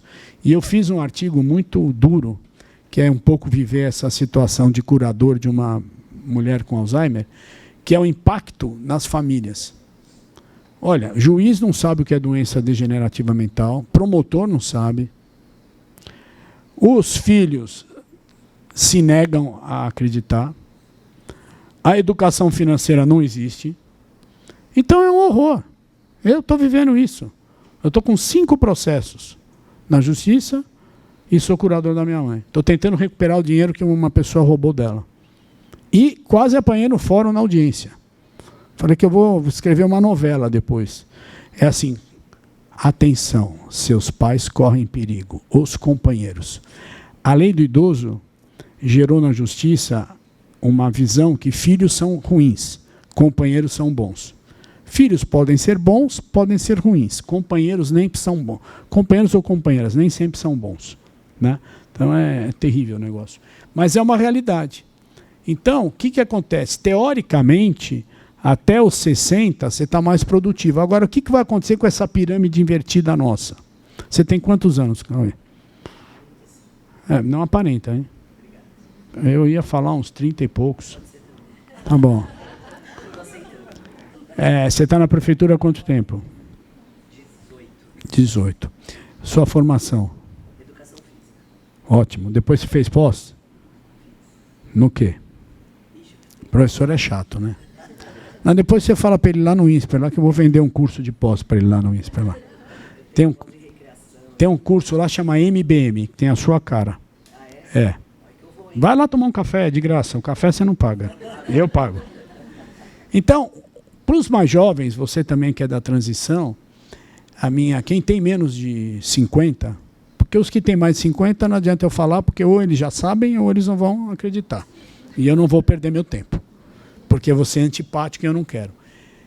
Uma forma da gente se aposentar, se reinventar e cuidar da saúde da cabeça e do coração. Porque você vai ter que trabalhar, até os 110 anos de idade. Senão, você não vai viver bem por diversas razões, não só financeira. Tem um professor de administração, falecido americano, que alguns de vocês talvez já tenham lido trabalhos deles, chamado Peter Drucker. É um dos gurus da administração. O Drucker morreu tem alguns anos, se não me engano, 92 ou 93, estava super bem e teve uma morte muito bonita. Jantou e não acordou, não ficou doente, e o livro último não estava pronto, o filho... Eu tenho um amigo, eu tenho 63, tenho um amigo de 67, que quando encosta assim eu saio. Ele fala, pô, não está na hora da gente parar? Eu falei assim, eu vou te contar uma história. O Luiz sabe que eu sou muito amigo da Polícia Militar. Eu conheci uma bombeira, uma major, que foi minha aluna. Eu falei, major, e ela é totalmente doidona. Eu falei, major, como é que treina para o cara salvar o afogado? Professor, é fácil. O cara tem que ser atleta, nadar. E na hora lá, se o afogado encher o saco, dá porrada nele. Eu falei, cara, se você falar de novo, eu vou te dar porrada. Você quer se afogar sozinho. Não tem mais hora de parar. Quanta experiência vocês acumularam, estão acumulando aqui na prefeitura? Vocês acham que vocês vão parar, ficar em casa? Pelo amor de Deus, não façam isso. Minha avó parou, minha mãe parou, Alzheimer nas duas. Não façam isso, eu estou dando um depoimento. Não façam isso. Trabalhem, mesmo que a agenda seja você que monta. Não, a agenda é a minha, não é do empregador, quando aposentar. Mas não parem, não parem, não parem. Porque vocês geram renda, vocês vão viver melhor e mentalmente vocês vão ter mais saúde. Eu sou exemplo vivo, hein? 2 pessoas da minha família. Pararam, deu a data, aposentou. Minha mãe, então, com 50 e poucos anos, falei, mãe, pelo amor de Deus, não vai fazer isso, mãe. Não, mãe, pelo amor de Deus, não faça isso, mãe. Aí tinha tempo de ficar pensando em bobagem, né? Meu pai separou dela e ela arrumou um mala, que na verdade não era nada dela, era um amante, porque o cara era casado, e quando viu que ela estava com Alzheimer nos últimos 2 anos, se enfiou na casa dela. Essa é a briga. E eu não posso brigar com uma mulher com Alzheimer, né? Se ela não tivesse Alzheimer, ela teria... Porque eu falei a vida inteira, olha, vai dar... Que nem vocês falam, vai dar ruim, hein? Vai dar ruim. Então, tem que... Vai lá tomar um café, vou vender um MBM para ele vai fazer. Leva mais gente, eu tenho meta de vendas, tá? Longevidade, tá vendo? É isso, não tem mais idade. Agora, cuidado também, não vai pular de paraquedas aos 75 anos, né? Ou já pulou ou não pule mais. Mas não tem mais barreira, né? Eu tenho um amigo, tem 70 anos, 7 anos mais velho que eu. 15 anos atrás, ele teve um problema cardíaco e começou a fazer atividade física. Ele não fazia. Ele corre maratona aos 70 anos. E é professor. E ganha prêmio todo ano. Tem 2 lá que ganham prêmio todo ano de excelência de ensino. Eu já desisti de concorrer porque não vou conseguir. Não. Eles têm uma mágica, assim, os alunos ficam encantados, entendeu? E pior, ferram os alunos, hein? Ferram os alunos nas notas. Acho que o ser humano gosta de sofrimento. Longevidade. Olha lá, dá trabalho correr atrás do dinheiro, tá vendo? Não é tão fácil, não. Precisa subir a escada. Precisa estar em forma, mental e física. A busca da independência. Você sabe, eu vou dar um exemplo clássico. Uma vez por semana eu vou trabalhar, eu vou com táxi, porque eu entro muito cedo, não estou afim de ficar estressado no trânsito. Então, o taxista ficou meu amigo, ele vai me buscar dentro da minha garagem. Aí é o dia que eu saio de casa 7 da manhã e volto 11 da noite. Fico o dia inteiro no INSPER. À noite eu dou aula e durante o dia a coordenação. Por isso que eu não durmo, tá vendo? Aí esse da manhã estava com um carro velho, eu falava, Edson, precisa trocar esse carro, bicho, esse ar-condicionado. Ele falou, falei para minha mulher que você é o único que não cancela a corrida com ar ruim. Eu falei, porque eu sou seu amigo, mas tá ruim esse negócio. Você tem que comprar um táxi, eu não consigo. Eu falei, vem cá, vamos lá. Quanto é a prestação? Uns R$ 1.800, tá bom. Quanto entra de dinheiro? Porque cada vez se paga menos com dinheiro. Entra aí entre 1.500 e 2.000. Então você vai pegar um cofrinho, todo pagamento em dinheiro vai para o cofrinho. Se no terceiro mês confirmar uma média entre 1.500 e 2.000, seu carro você vai pagar. E eu, às vezes, no começo do mês, dou para ele em dinheiro, que é um estímulo para ele guardar no cofrinho. E a prestação paga sempre antes. Paga antes, ainda pega um descontinho. Paga antes. Então, é tudo uma questão de estratégia. E é mental, tá? E é mental. O futuro, as gerações aí. Meu filho é casado, tem 32 anos, mas acho que eu vou virar bisavô. Avô está difícil. Não, e tem uma praga, assim, né? Quer dizer, na verdade é uma bênção, né? É uma brincadeira. Que meu pai era geógrafo, advogado e professor. Minha avó, professora, diretora, minha mãe diretora, minha mulher pedagoga, além de advogada, e eu virei professor, e ele engenheiro, estava aqui, estava infeliz, ganhou uma bolsa de doutorado, foi para os Estados Unidos, fez doutorado em engenharia. O que ele é? Professor lá no Missouri, casou com uma professora americana, que é a chefe da biblioteca. Né? Então, são influências que a gente acaba sofrendo, né? Boas. Não é uma profissão fácil. Quem é professor sabe. E agora, tem 2 coisas que eu, como coordenador, adoro pegar no pé de professor. Uma delas é corrigir prova. Eu falei, arruma outro emprego. É muita prova para corrigir. Arruma outro emprego. Ser engenheiro, ser econômico, arruma outro emprego. Não vem reclamar. Ganha pouco, arruma outro emprego. Fala, professor não pode, chegar atrasado. Ele tem até o direito de, naquele dia, como ser humano, não dar uma boa aula, porque eu tenho certeza que na outra aula ele vai dar uma excelente aula. Mas atrasado não dá para chegar.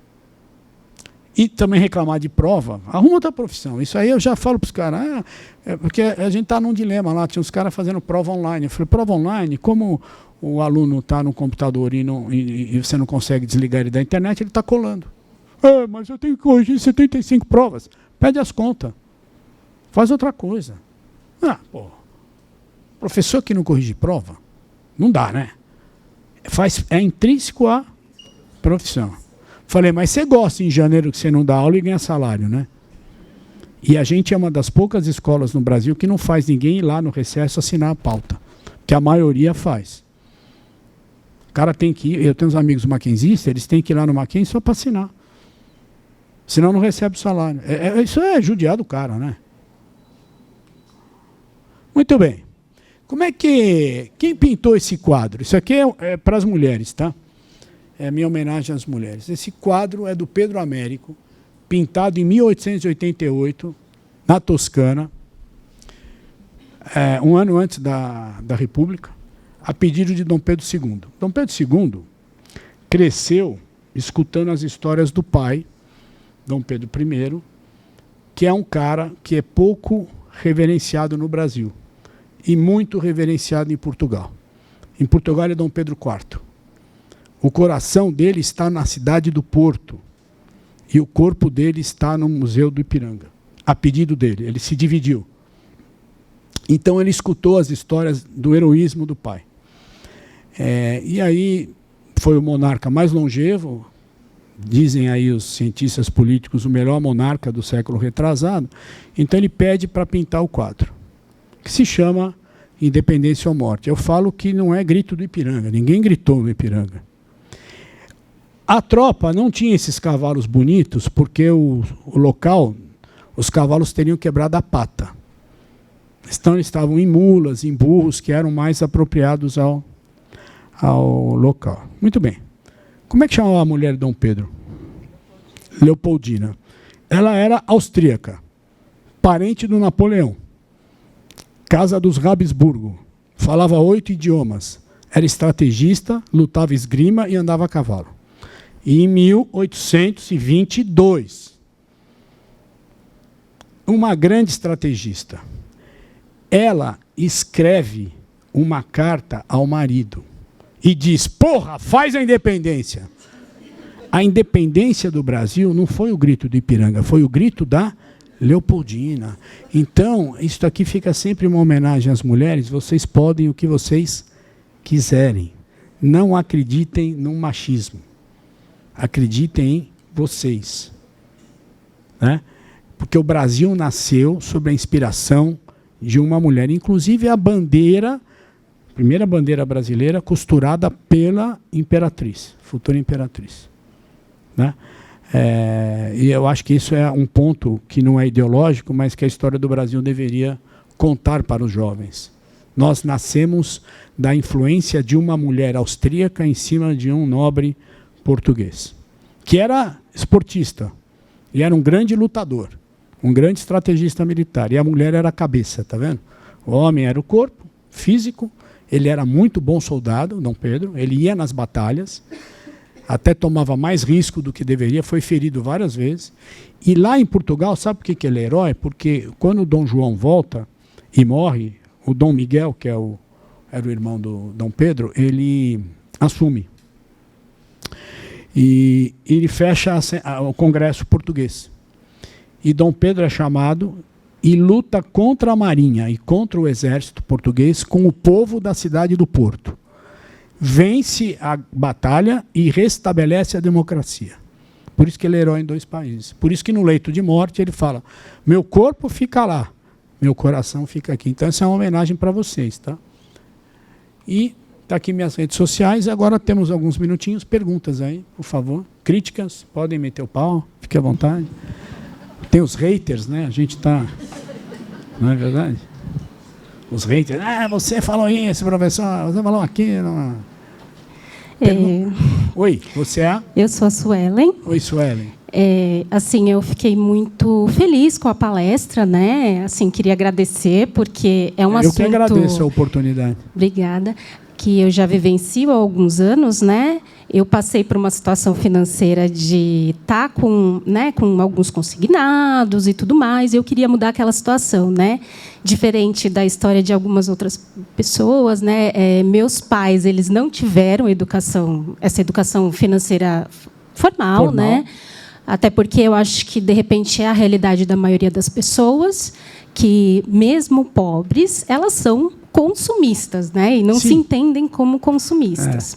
E foi assim que eu comecei a minha jornada, né? Quem me salvou foram as redes sociais, apesar do parco nível de conhecimento, assim, porque assim as pessoas não necessariamente eram formadas na área de finanças ou tinham Perfeito. diplomas relativos Perfeito. a finanças, por isso tem essa questão do controle, mas me ajudou numa determinada época a me estabilizar. Então, assim, na verdade, isso que a gente carrega é o histórico também das nossas vidas, né? Se a gente passa por isso, por essa questão. E, assim, eu queria agradecer a situação, por mais que os meus pais não tivessem essa educação financeira, foi o que eles puderam me dar, né? Então, eu cheguei aqui por conta da educação que eles me deram, né? Ou me proporcionaram, né? No sentido de me incentivar a vir para a escola, tudo, né?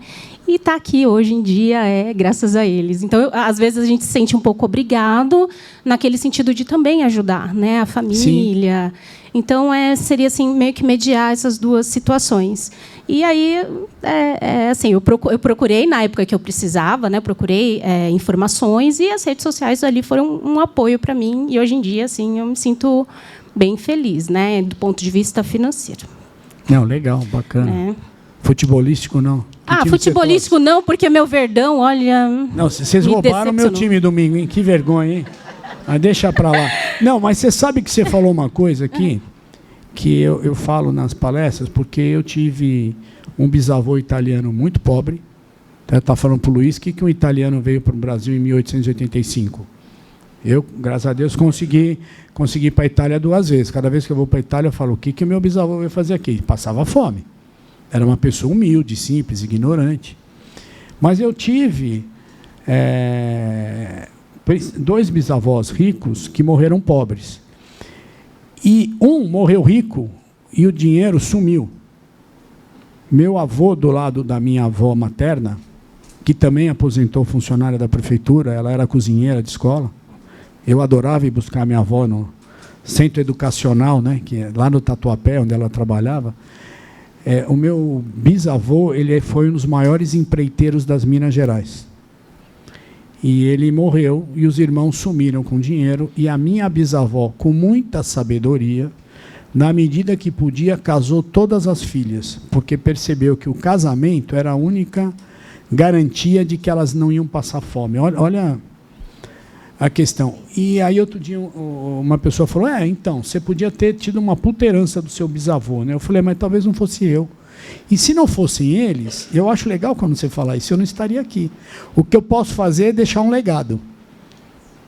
Né? Até estava discutindo com um sujeito, o cara falou assim, você fez seguro lá do seu apartamento? Eu falei, claro.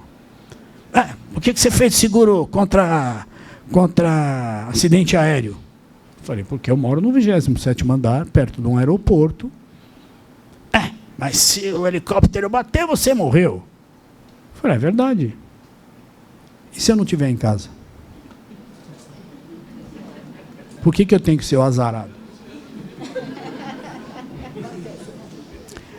E por que não deixar um seguro que cubra, se eu morrer com a minha mulher, meu filho recebe. O patrimônio é dele, ele é meu herdeiro. Então, o legado, a gente muda a história, a nossa e a dos que vêm. E agradece aos que nos deram a oportunidade de chegar até aqui. E aí, é claro, né, a gente tem aquelas caixinhas que a gente põe todas as coisas ruins na cabeça. Né?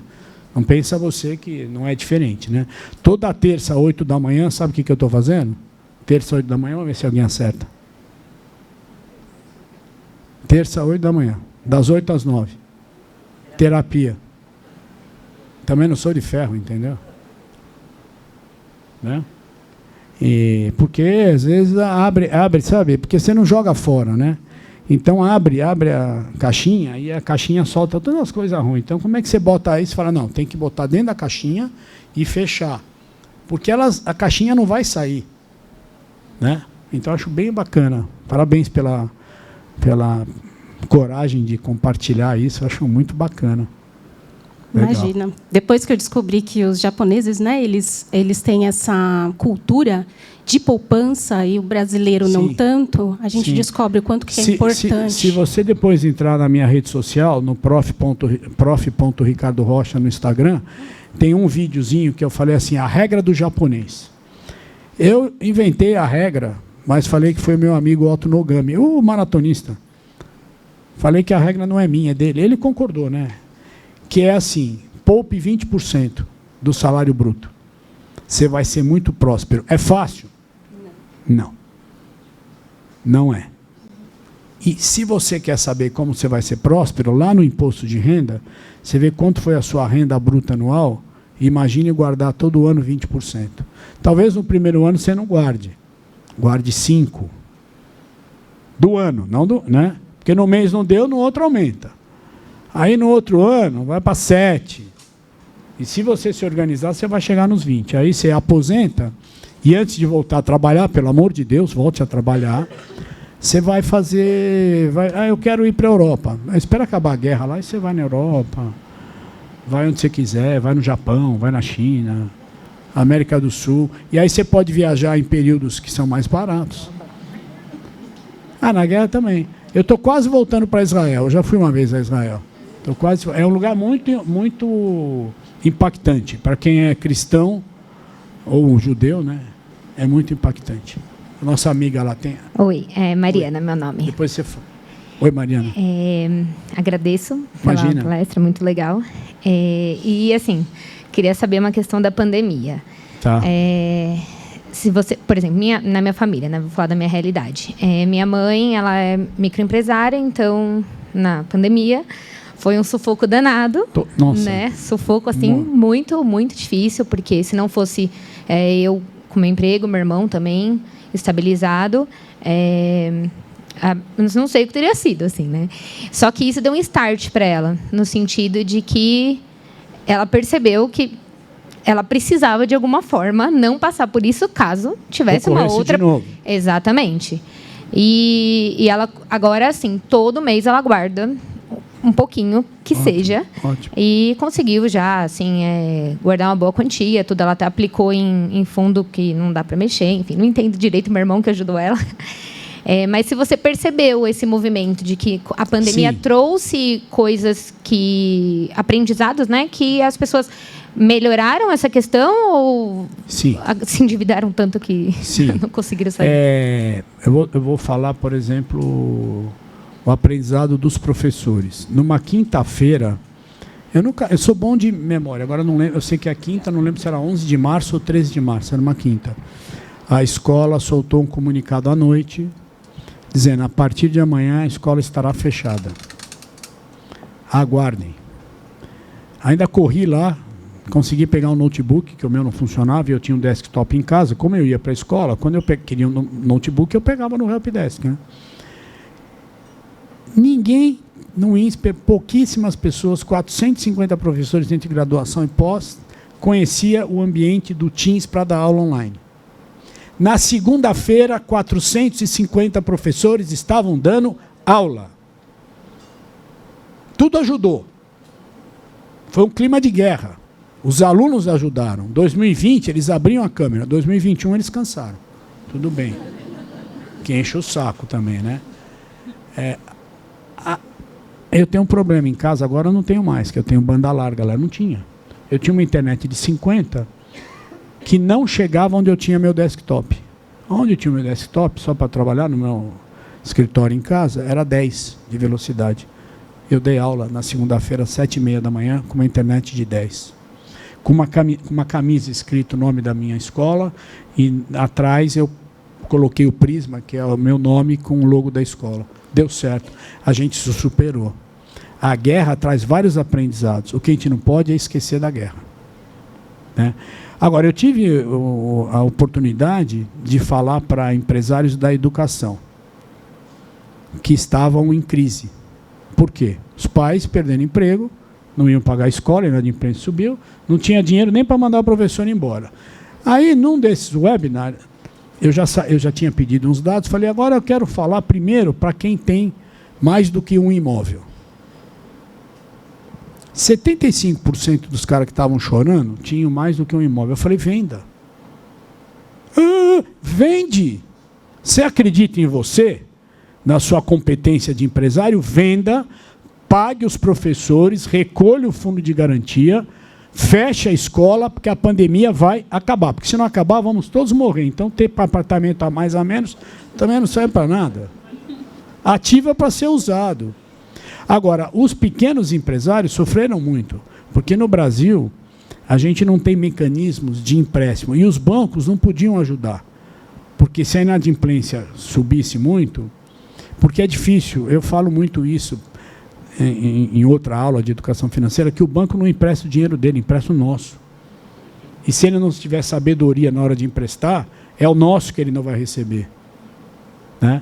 Então, eu acho que os aprendizados foram muitos. Agora, tem um problema, né? Eu dou aula na graduação, meus alunos são de 7º e 8º semestre. Então, eu levo alguns convidados. Outro dia eu levei um banqueiro. O que um aluno, uma aluna que faz uma disciplina chamada Mercado Financeiro 360 graus, tem como objetivo, saindo para trabalhar no mercado financeiro, ser o dono do banco, não é? Seria o ápice, né? O cara é engraçado, o cara é ótimo, o cara responde tudo. Mas teve menos perguntas nos últimos anos. Acaba a palestra, aí todo mundo faz fila para falar com o cara. Os alunos se tornaram medrosos. Eu tenho um amigo professor que não consegue dar mais aula, ele não chega perto do aluno. A escola teve que mandar ele embora da graduação porque ele ia dar aula de máscara. Agora, esse ano. Ah, mas você está resfriado? Não chega perto. Então você teve pessoas que não superaram. Mas você teve muitos aprendizados. E uma coisa interessante, que vai mexer com a história do Brasil no médio prazo, e que tem a ver com rede social e até com o teu depoimento. Nem todo mundo tem acesso a uma educação boa. Infelizmente. Infelizmente. As políticas públicas favoreceram o ensino superior, na minha humilde opinião, deveriam ter feito como a Coreia, começar com o ensino fundamental, depois vai subindo, né? Mas as pessoas não são burras. E os governos esquecem disso. As pessoas têm QI. E isso vem dos pais. E não interessa se eram humildes ou não. Isso é da genética. Esse cara, ele usa a rede social para aprender. Então, o número de empreendedores no Brasil está aumentando. E a pandemia os obrigou. E eles não querem nada. Eles querem um ambiente de segurança para trabalhar.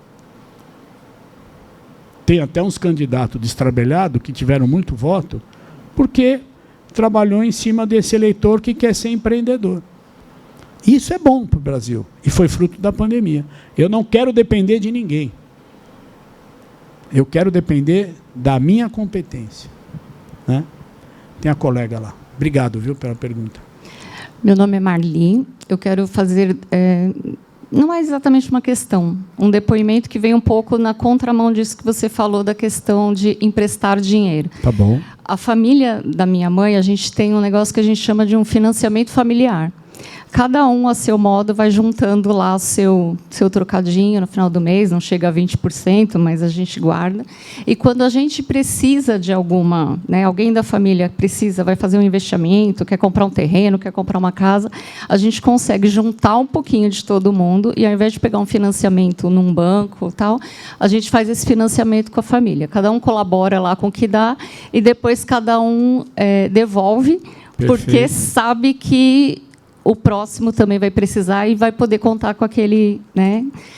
E aí, na contramão disso, isso antecedentes. Né? Os descendentes, eu estava até falando essa semana, a gente tem conversado bastante no setor, essa juventude aí, fruto de tudo isso que a gente vem vivendo, do avanço da internet, da pandemia, de tudo isso. Tem um filho de 19 anos que terminou o ensino médio e está aí meio que... Agora é moda o ano sabático, né? Vou pensar, vou querer, não sei e tal. E aí, conversando sobre isso, eu cheguei a uma conclusão que é bastante doída para mim, porque eu sou de uma geração, mais de 50, que a gente fazia. Né? A gente tinha que fazer. Fazia parte da nossa educação, ajudar em casa, ajudar os pais, ajudar, colaborar com a renda da família, enfim. E essa juventude é o do receber. É verdade. Não querem fazer nem a própria comida, é no iFood, né? Não sai para comprar roupa, é na internet. Então, assim, onde nós vamos parar? Não, acho que... Muito bem, são fases. Eu vou te dar uma dica do sabático. Porque quantos anos tem seu filho? 19. Você só vai provocá-lo, tá? Você vai falar assim, eu estava pensando nesse ano sabático, eu acho legal. Então, mesmo você já tendo sido dispensado do serviço militar, você pode se alistar. Faz o seu sabático. Eu sou oficial da reserva do Exército, eu fiz serviço militar. E comprei meu carro com o dinheiro que eu guardei do serviço militar. Vai fazer serviço militar. Esse é um bom sabático. Disciplina, horário, barba feita, cabelo cortado, bota engraxada, sapato engraxado, cama arrumada. Disciplina e hierarquia. Né? É aquela história, né, que um almirante americano falou, né, para o filho, que o filho queria arrumar o mundo. Ele falou, comece arrumando a sua cama. Mas é um ponto. A questão que você falou, os japoneses de Okinawa inventaram isso que você falou, que é o que vai dar origem ao consórcio. Tá? Tem só um problema. A conta está em nome de quem? Não, cada um está com o seu dinheiro separado. Ah, então tudo bem. Porque eu orientei... Tudo bem. E você formaliza? E se o devedor morrer? Quem paga? Mas eles sabem? Então você resolveu o problema. Quem sou eu para falar alguma coisa? Porque eu vou te falar um negócio. Eu orientei um pessoal lá do Valor também, que o rapaz, muito empreendedor, juntou os irmãos e eles começaram a comprar um terreninho, construir e vender. Comprar um terreninho, construir e vender. Depois começaram a comprar terreninhos, fazer e alugar. Mas estava tudo em nome de um que era casado. Eu falei, cara, a hora que o teu irmão morrer, acabou. Tua cunhada é dona de tudo. Não, pelo amor de Deus. Mas é óbvio. Então, procure um advogado. Mas é legal. Mas é difícil, hein? É difícil. O meu grupo de serviço militar, na pandemia, a gente decidiu juntar um dinheiro para fazer o jantar de 40 anos de formado. Acabou fazendo de 41. Isso porque não deu para fazer. Aí sobrou um dinheiro. Aí tinha uns caras meio Durango. Aí fizeram um fundo. Eu falei, ó, a partir de agora, como tem um excedente, o que eu aportei já paga o meu jantar, eu não ponho mais nada. Eu não sou banco. Porque o problema é o que eu te falei, né? Tem que ter uma governança muito intensa. É como o meu parente, eu emprestei, ele pagou, mas não fala mais com a gente. Aí depois descobri que não fala com o outro lado da família também. Mas, ok, se vocês têm essa governança, é bacana. É bacana. E irmãos assim, você tem que dar parabéns para os pais, tá? Porque irmão, para mim, é mais Game of Thrones, sabe? Todo mundo quer matar o mais velho. Eu fui acusado agora, que eu sou curador, não porque eu quis. Os 3 filhos pediram a curatela da mãe. Eu falei, gente, eu já fui do meu pai, eu não quero ser da minha mãe. Carreguei a cruz de um lado, do outro eu não vou carregar. Não, tem que ser você. Aí me acusaram, você é o mais velho, você é autoritário. Eu falei, não tenho culpa que eu nasci primeiro, e aí eu dei uma no fígado. Não tenho culpa que a minha mãe sempre demonstrou mais afinidade pelo mais velho. Nasçam outra vez. Tem mais pergunta? Tem tempo. Vamos lá. Tô chegando. É difícil, viu? Porque o seu filho mais velho é horrível, porque os pais acham que você é amigo deles. Você tem que entender tudo. E os irmãos mais novos... tá bom. Aí faz terapia. Fala. Meu nome é Gislaine, eu tenho Oi. um filho de 6 anos. Aí eu gostaria legal. de saber qual tipo de investimento que eu posso fazer para ele, para futuramente, Tá. né, ele ter um dinheiro guardado. Tá bom. Você deveria, se puder, fazer previdência complementar. É um plano chamado Vida Gerador de Benefício Livre, a não ser que você pague muito imposto de renda na declaração, aí você pode fazer o outro plano, que é o Plano Gerador de Benefício Livre. Qual é a diferença? É o mesmo produto Previdência com seguro acoplado, mas para quem paga muito imposto, chega na declaração, tem que pagar imposto, além do que pagou o ano inteiro. Quando você faz o plano gerador, o PGBL, até 12% da sua renda anual, tirando o 13º, você deduz. Aí você deixa para pagar o dia que você resgatar o dinheiro, daqui 30 anos. Então, o VG ou PG, você pode fazer em nome dela, mas declara no seu imposto.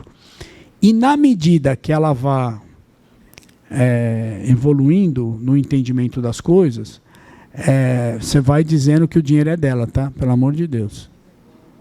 E vai explicando, né? Porque eu já vi muitos pais me ligarem. Se eu estou com 100 mil reais aqui que eu fiz para minha filha, mas não vou falar que é dela. Então não fizesse, ué. Porque eu acho que se ela tiver acesso ao dinheiro... Eu falei, mas você, como a conta é sua, você só vai dar acesso ao dinheiro, mas uma hora você tem que dar acesso ao dinheiro. Você pode estabelecer o que é dar acesso ao dinheiro. Acabou a faculdade, está aqui, é seu. Aí faz o sabático. E se gastar, não me peça mais. Ou você quer comprar seu imóvel? Eu fiz um VGBL para o meu filho, quando ele tinha 6 anos, a mesma idade. Né? Aí, o ano retrasado, ele me ligou e falou, pai, eu estou pensando em comprar uma casa aqui nos Estados Unidos, está faltando $50 mil, o meu sogro vai antecipar a herança, não sei se você consegue ajudar. Eu falei, consigo, só que nós vamos fazer um misto entre o que eu tenho na sua previdência e o que eu vou dar. Não vou dar tudo. Certo? Porque quem fez a previdência para ele? Fui eu. Então ele resgatou a previdência, tinha lá um equivalente a uns $28 mil, e os outros 22 eu antecipei de herança, né? Quer dizer, foi útil, entendeu? E ele sabia e nunca pediu dinheiro também. Ele falou, não, deixa aí. Né? Então, assim, e outro, como ela é jovem, o tempo vai andar a favor dela. Então, acho que você está de parabéns aí, é isso. É bom ensinar a administrar. Sim, acho que é importante. E o mais importante, por isso que o meu primeiro livro, que vendeu bem, chamava Esticando a Mesada, apesar do gerúndio, né? Finanças para jovens. E o que eu incentivo os pais? A partir dos 6, 7 anos. Não interessa se é R$10, 50, 100, cada um tem uma realidade. É você ensinar o fluxo circular do dinheiro. Então você fala assim, olha, eu vou te dar R$30. Todo dia 30. Que dia que vocês recebem? Todo dia 30 a mamãe recebe o salário, eu vou te dar R$30. Só voltarei a dar no outro dia 30. Vai ter um mês que ela vai acabar antes, vai ter um mês que ela... Mas é importante lidar com o tempo, a escassez. Gastou antes da hora, não tem cheque especial.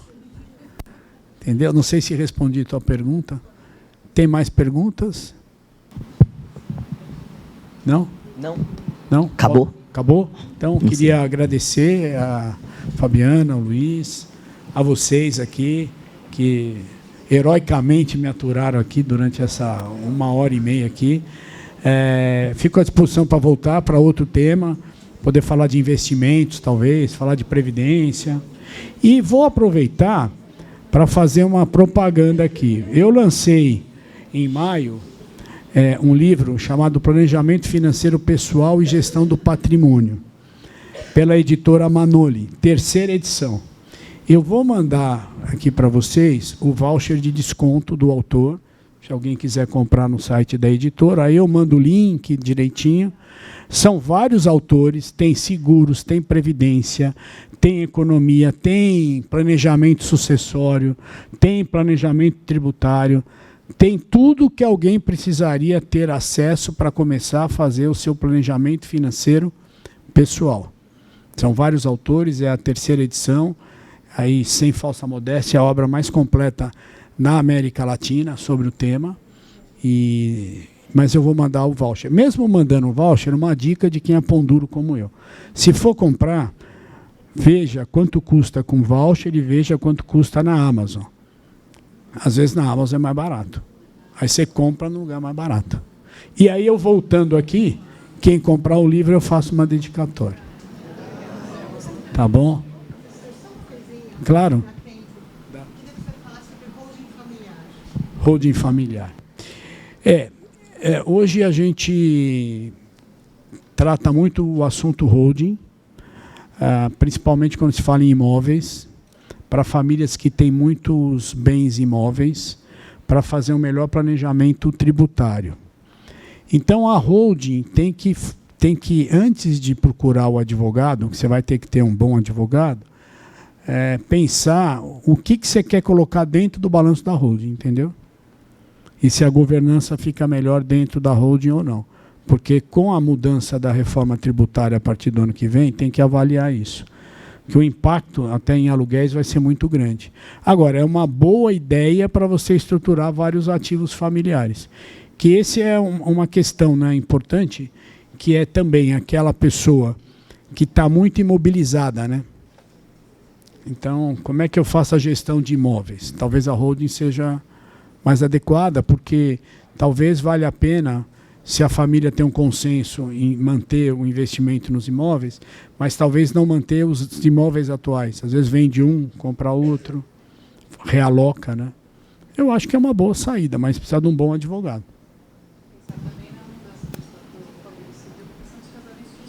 Ah, bom, isso aí eu já cansei de falar, ainda bem que meu filho casou, ele tinha uma namorada aqui que eu achei que ia dar errado, ainda bem que ele não casou. A minha mulher falava, isso é coisa de mãe. Eu falei, mas ele também é meu filho. Metade de cada um. Deu mais trabalho para você, mas... Que é contrato de namoro, tá? Quem tem filhos e filhas... É verdade, contrato de namoro. Quem tem filhos e filhas que de vez em quando fica junto, ou a menina já mora de aluguel, ou o garoto, não deixa escova de dente, tá? É sério isso aí. Vai configurar uma união estável. Então, é melhor, vai para a casa de um, vai para a casa do outro, mas na hora de dormir volta para casa. Viaja junto, mas enfim, tem que falar com o advogado. Essa é uma questão complicada.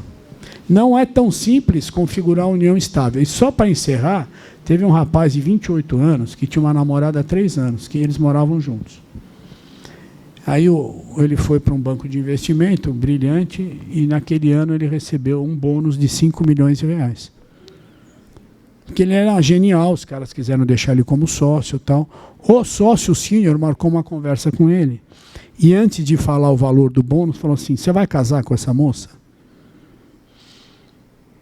Ele falou assim, não sei, então eu vou te dar uma sugestão. Pegue 1 milhão de reais, pegue um bom advogado, dê 1 milhão de reais para ela e acabe com esse seu namoro. E aí eu vou te dar, nesse ano, 2 milhões de bônus e deixo os 3 para pagar depois que você separar dela, porque ela vai tomar metade do seu dinheiro e a lei está a favor dela. Agora, se você não quer casar, acaba o casamento. Isso vale para qualquer lado, tá? Eu dei o exemplo porque era um rapaz, podia ser uma moça também. Ah, e tem o exemplo da moça que trabalhava no INSPER, que falou para mim, professor, eu quero comprar um imóvel, eu vou usar o FGTS, você me explica. Aí eu falei para ela assim, Eli, por que só você está entrando com a renda? Porque eu quero forçar o cara a casar. Eu falei, para quê? Você percebeu que ele vai ser dono de metade? Então você tem que chegar lá e perguntar para ele, olha, na hora de compor a renda, vai ter que entrar o teu FGTS também. Aí, nunca mais vi a moça 5 anos depois, toda reformada, bonitona, jovem, espetacular, desestressada. Professor, eu já gostava de você, mas eu devo muito a você. Eu falei, não, você não deve nada, eu não te emprestei dinheiro. Aquela conversa me gerou tantas reflexões. Quando eu apertei o cara, ele desistiu, eu não casei, sofri 1 ano, te xinguei. Conheci um cara, ele comprou imóvel, tenho 2 filhos, sou feliz, queria fazer um monte de plástico, ele bancou tudo. Então pronto, se deu bem. Planejamento financeiro pessoal. Verdade. Casamento ruim, dinheiro. Casado bem, juntar dinheiro já é difícil. Casado mal, pelo amor de Deus, é que nem empresa que vai quebrar. Tá bom? Obrigado, viu? Professor, por favor.